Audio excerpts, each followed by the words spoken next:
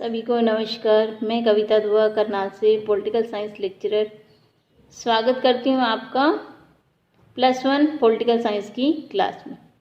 जैसा कि आप जानते हैं हम लेसन विधायिका पर चल रहे थे। आज हम देखेंगे कि कोई प्रस्ताव कैसे बिल बन जाता है।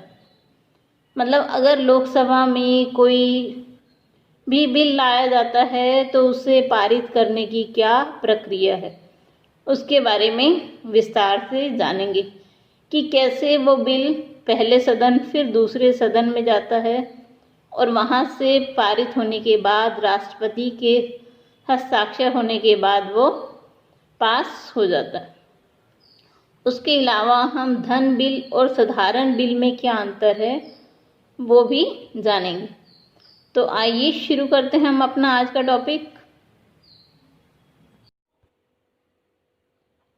चलिए लेसन 5 आज हम जानेंगे कि कोई बिल कैसे पास होता है। देखिए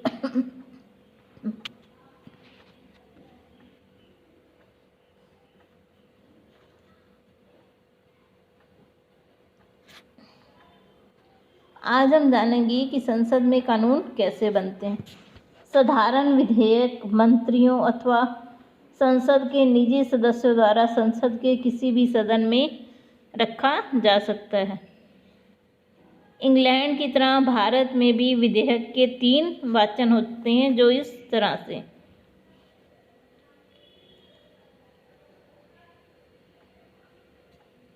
सबसे पहला है प्रथम वाचन। देखिए प्रथम वाचन में क्या होता है। साधारण बिल संसद के किसी भी सदन में पेश किया जाता है। जो भी सदस्य बिल पेश करना चाहता हो उसे 1 महीने पहले से ही इसकी सूचना देनी पड़ती है सदन के अध्यक्ष को।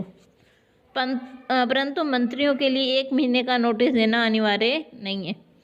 बिल को पेश करने की आज्ञा मिल जाने पर सदस्य बिल का शीर्षक पढ़ता है, जैसे कृषि बिल, कर बिल, किसी भी कर को बढ़ाने के लिए। इस समय बिल पर कोई वाद विवाद नहीं होता। महत्वपूर्ण बिलों पर उस समय उसकी मुख्य बातों पर संक्षेप में प्रकाश डाला जा सकता है। इस प्रकार बिल की पुनर्स्थापना भी हो जाती है और उसका प्रथम वाचन भी। इसके बाद बिल को सरकारी गजट में छाप दिया जाता है। अब दूसरा वाचन देखिए। जब प्रथम वाचन हो जाता है कि वो सदन में उस बिल को रख देते हैं तो उसके बाद उसका द्वितीय वाचन आता है। इसके बाद एक निश्चित दिन विधेयक का द्वितीय वाचन आरंभ होता है। उस विधेयक का प्रस्तावक इन तीनों में से कोई एक प्रस्ताव रखता है। विधेयक प्रवर समिति को विचार के लिए सौंप दिया जाए, जनमत जानने हेतु प्रस्तावित किया जाए, उस पर तत्काल ही विचार किया जाए। तो वो तीनों में से कोई एक प्रस्ताव रख सकता है। साधारणतः अति आवश्यक सरकारी अथवा विवाद रहित विधेयकों को छोड़कर अन्य विधेयकों पर तत्काल विचार नहीं किया जाता। समाज सुधार संबंधी विधेयक जनमत जानने के लिए प्रसारित किए जाते हैं, किंतु अधिकांश विधेयकों पर विचार हेतु प्रवर समितियां बना दी जाती हैं। उनमें से कोई सा भी प्रस्ताव पास होने पर सदन में विधेयक के मूल सिद्धांतों पर वाद विवाद होता है। इस समय विस्तार से बातों पर वाद विवाद नहीं होता, ना ही कोई संशोधन किया जाता। ये दूसरा वाचन है उसका। अब आती है समिति अवस्था। देखिए समिति अवस्था में क्या होता है। प्रवर समिति बिल की धाराओं को विस्तारपूर्वक विचार करती है और समिति के सदस्यों को बिल की धाराओं, उपधाराओं, खंडों, उपखंडों आदि की पूर्ण जानकारी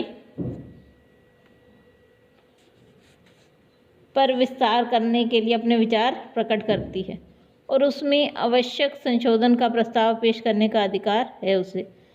पूरी छानबीन करने के पश्चात समिति अपनी रिपोर्ट तैयार करती है कि बिल को रद्द किया जाए या उसे मौलिक रूप से स्वीकार किया है या उस पर कुछ संशोधन होने हैं।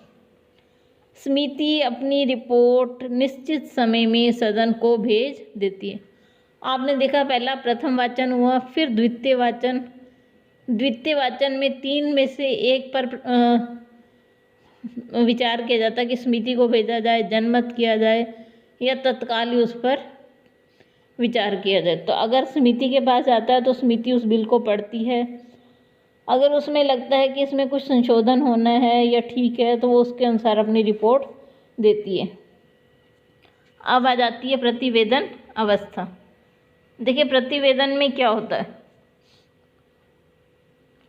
समिति के लिए यह आवश्यक है कि बिल के संबंध में 3 महीने के अंदर अंदर सदन द्वारा या निश्चित समय में अपनी रिपोर्ट पेश करें।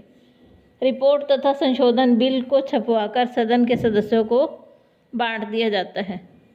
समिति की रिपोर्ट अवस्था में बिल पर व्यापक रूप से विचार किया जाता है।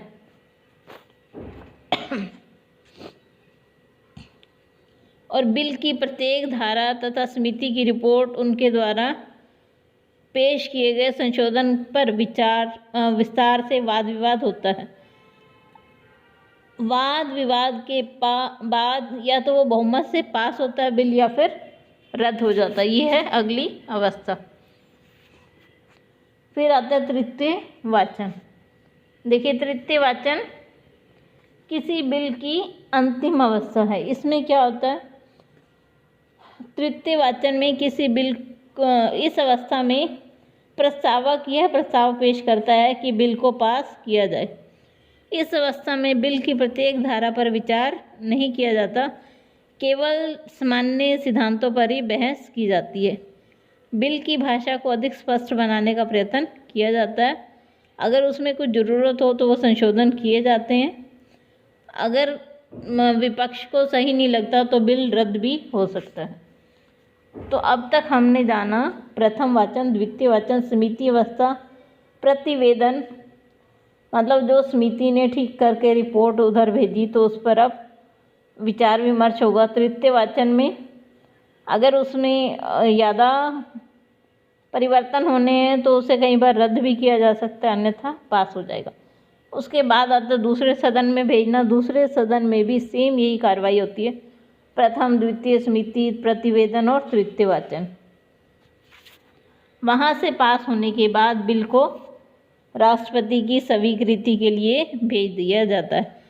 राष्ट्रपति को यदि बिल ठीक लगता है तो वो उस पर अपने हस्ताक्षर कर देता है और वो पास हो जाता है। अगर राष्ट्रपति को ठीक नहीं लगता तो वो स्वीकृति देने से मना कर सकता है। लेकिन अगर दोबारा सदन उसे पास कर कर राष्ट्रपति के पास भेज देता है तो राष्ट्रपति को उसे पारित करना पड़ता है। स्वीकृति के बाद बिल को सरकारी गजट में छाप दिया जाता है और वो कानून बन जाता है। ये है बिल को पास करने की अवस्थाएं। ऐसे ही धन विधेयक में होता है धन विधेयक, लेकिन अंतर यह है कि जो धन विधेयक है वो सिर्फ लोकसभा में ही पेश किए जा सकते हैं। देखिए धन विधेयक हम किसे कहेंगे, जो धन से संबंधित हो, जैसे कि कर लगाना, कर को कम करना, बढ़ाना, उसको नियमित करना या उसमें कोई परिवर्तन करना, भारत सरकार की ओर से ऋण लेना, नियमित करना या कोई अधिभार उसमें परिवर्तन, भारत की संचित निधि या आकस्मिकता निधि में कोई धन डालना या निकालना हो, व्यय संबंधी, भारत की जमा पूंजी में किसी भी व्यक्ति, मतलब कुछ भी धन से संबंधित परिवर्तन अगर सरकार करने जा रही हो तो उसे हम क्या कहते हैं, धन विधेयक। धन विधेयक की अवस्थाएं देखिए, बजट की पुनर्स्थापना, बजट पर सामान्यवाद, मांगों पर मतदान, विनियोग बिल पर विचार और वित्तीय बिल पर विचार और उसे पास करना। अब हम जानते हैं साधारण विधेयक और धन विधेयक में अंतर।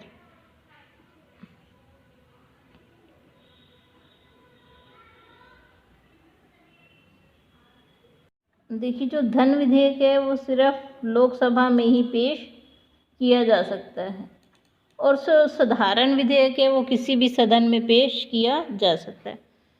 जो धन विधेयक है, देखिए, इसे लोकसभा के केवल किसी मंत्री के द्वारा ही पेश किया जा सकता है। साधारण विधेयक मंत्री के अलावा कोई भी अन्य सदस्य इसे पेश कर सकता है। इसे राष्ट्रपति की अनुशंसा होने पर ही पेश किया जा सकता है, मतलब राष्ट्रपति की परमिशन मिल जाए तो ही पेश हो सकता है। इसे पेश करने के लिए राष्ट्रपति की अनुशंसा की आवश्यकता नहीं होती। अगला अंतर देखिए, इस विधेयक को राज्यसभा द्वारा संशोधित या स्वीकार नहीं किया जा सकता, मतलब राज्यसभा इसे अस्वीकार नहीं कर सकती। वह केवल इसे कुछ सुझावों के साथ भेज सकती है, लेकिन राज्यसभा संशोधित या स्वीकार जो साधारण विधेयक है उसे अस्वीकार भी कर सकती है। जो धन विधेयक है वो राज्यसभा 14 दिन तक अपने पास रख सकती है, लेकिन जो साधारण है उसे 6 महीने तक अपने पास रख सकती है। इस विधेयक को राज्यसभा में भेजने के लिए लोकसभा अध्यक्ष की अनुमति आवश्यक है, जबकि इसे भेजने के लिए अनुमति आवश्यक नहीं है। अगला अंतर देखिए, जो धन विधेयक है, इस विधेयक को केवल लोकसभा में ही पारित होने के बाद राष्ट्रपति के हस्ताक्षर के लिए भेजा जा सकता है। साधारण विधेयक को राष्ट्रपति के पास हस्ताक्षर के लिए तभी भेजा जाता है जब दोनों सदन से पास हो जाए। अगर कोई गतिरोध होता है तो संयुक्त बैठक को भी बुलाया जा सकता है। अगला देखिए, धन विधेयक। यह विधेयक लोकसभा में पास नहीं हो पाता तो पूरी मंत्रिपरिषद को इस्तीफा देना पड़ता है। साधारण विधेयक, इस विधेयक को किसी मंत्री द्वारा पेश किया गया हो और लोकसभा में पास नहीं हो पाता तो सरकार को इस्तीफा देना पड़ता है। अगला अंतर देखिए, इस विधेयक को राष्ट्रपति द्वारा स्वीकार या अस्वीकार किया जा सकता है, लेकिन पुनर्विचार के लिए नहीं भेजा जा सकता, क्योंकि इस विधेयक को पेश करने की अनुमति पहले ही राष्ट्रपति से ली जा चुकी है। इस विधेयक को स्वीकार या अस्वीकार किया जा सकता है और पुनर्विचार के लिए भी भेजा जा सकता है। इसे पुनर्विचार के लिए नहीं भेजा जा सकता क्योंकि पहले ही परमिशन लेके आ रहा है, लेकिन ये पुनर्विचार के लिए भेजा जा सकता है। आप सभी, अगर आपको वीडियो पसंद आए तो लाइक ज़रूर कीजिए और चैनल को सब्सक्राइब ज़रूर कीजिए। आप सभी का बहुत बहुत धन्यवाद।